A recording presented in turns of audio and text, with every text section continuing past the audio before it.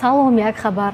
дар назар аст ки тоҷикистон дар ояндаи наздик ба шабакаи интернети ҷаҳонии моҳвораӣ дастрасӣ пайдо кунад. хадамоти алоқаи тоҷикистон дар доираи ҳамоиши байналмилалии сармоягузории душанбе инвест 2025 бо ширкати Starlink Таҷикистан созишнома имзо кардааст. бар асоси ин созишнома акнун тоҷикистон дар ояндаи наздик ба шабакаи ҷаҳонии интернети моҳворавӣ дастрасӣ пайдо мекунад.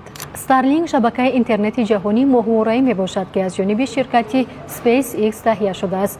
ин ширкатро сармоядори амрикоӣ Илон Маск роҳбарӣ менамояд.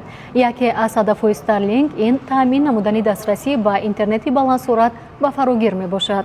аз Z Mobile миллионро гир бурди асосии 1 миллион сомонӣ ҳар моҳ то 30,000 сомонӣ бурд карда мешавад. бо 3,5 сомонӣ айди рамзро бихар ба иштирокчӣ бозӣ бурднок шав.